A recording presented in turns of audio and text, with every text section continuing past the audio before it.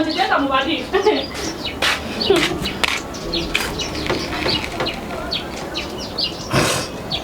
Aloma. Wite. Je nukure urugo rurananiye je ndaje kuko jewe sinasize nishe. Ndaje umuntu azohera kuwa mbere andisha ibiharage. Yabaye ko atashinga nziza afise ya kuza ndarya izindi nyama kugira ngo yabaye ko bizashinga itukura jewe kugira ngo andisha ibyo biharage. Wima. Ntiwenda kubarire nabijya byose yagize ry'amakorteje ngo atugira twemeza abantu kumbe n'ivyo yari yatiye harimwo ibintu baje gutora amasahani baraje kuyatora ahanjene namubikisiri amasahani yose umwe wose yaza gutora yiwe intebe nuko n'amahera yankoye yose barayasubije nuko hari abakora baramwiruka inyuma je ndakubwiye najya mahera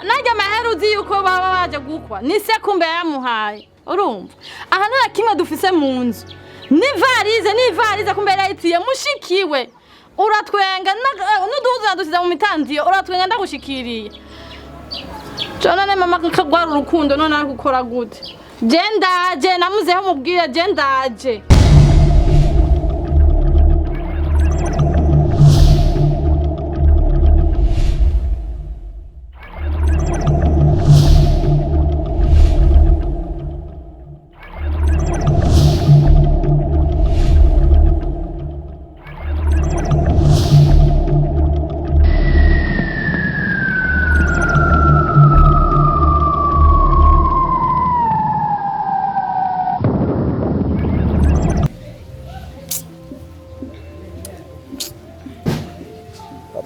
jewe rero ukuri je nabonye umenga abarundi baramaze ngo ntawisha umwose ngo inzira ikirashe je nasanze kubaka nibanga ry'agatangaza ukuravye nk'ubu urabona papa giragiye je narindi nari nibera ngaha kwagusa noga kwagusa nkaja muri toilette kwagusa ibintu byose nabikora kwagusa ani nafungura kwagusa none ubu mfungura kubera mpaka ndonsa amahera no mfungura mba mu nzu yo gupanga ibintu byose nibyo gupanga none raje biratangwe kunanira papa wumva gute none urumva je nari nzi uko kada kazi basi kada ajya ku kabutike kiwanje yuko basi nzoza ndaronka amahera mugabo rero nubwo ndaronka nce nsanga cyabihurana n'amahera yo gupanga ibintu byose bera ndiko ndicuza je menya yari amahera nakoze mu rubanzo ndabika nkakoresha umugambi kaya mahera iyo bayampera hamwe yose nca nkora umugambi ariko muge kibazo c'abantu ntibaguterera ngo ubika amahera baguterera kubera ngo baze bayankonsole Awe papa reki ikintu ushaka je nshaka kumfashije umbwira ikintu kawe ushobora kumfasha nukuri umfasha je byananiye ibintu byo mu rugo cyakunaniye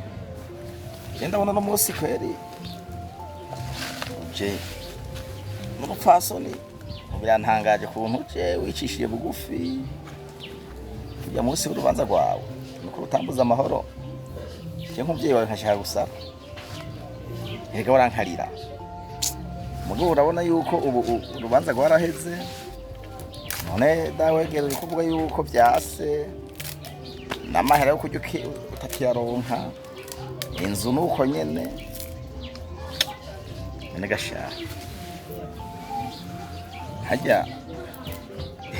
umuvyeyi ntiyica atari Kwage nakuvyaye n'inzogutahe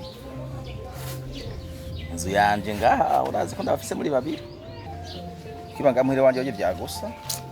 ndonke sindonke warafungura woro umaze kugenda kuba kugwawe bisaba rero yuko ukora ibishoboka byose uzarondera rasiyo y'umugore wawe nigyo cyo kuri inzu hageze ko bishoboka byose uri inzu kuko nyine azobasohora mutagiye muramuriha kandi barayamaze ati ubuvunitse yiga gucumbagira yiga ari umuntu umugabo ufise ingufu kuronderesha akazi akariko kose ntukagaye ngo akazi ngo bontu ngabo yiko ndagakora tiko ndi umwana wa naka tibo yiko ndakora akazi nk'akabo haba bancisha mwigisha oho ubu uri umuntu w'umugabo bisaba yuko umwana wa mama umuhungu wa Gisure kora ishoboka byose ronderesha akazi kugira hajya ndakubwira ikintu kimwe udatanga rasiyo mpiri wawe ngurihe n'inzu burya n'umugore ntakubaha umugore akubaha mu gihe ibintu byose bishira ku murongo neza kandi nawe akabishima cumbagira rero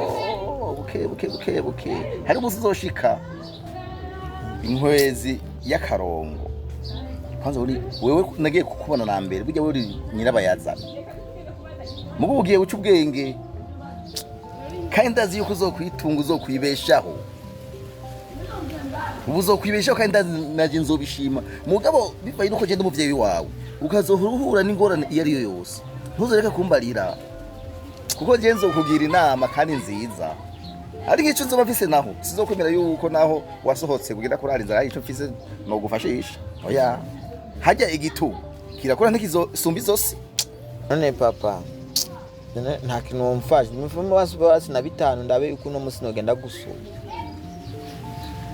ushaka ndagufashe wewe urubanza rwawe wari VIP nawe kandi uri VIP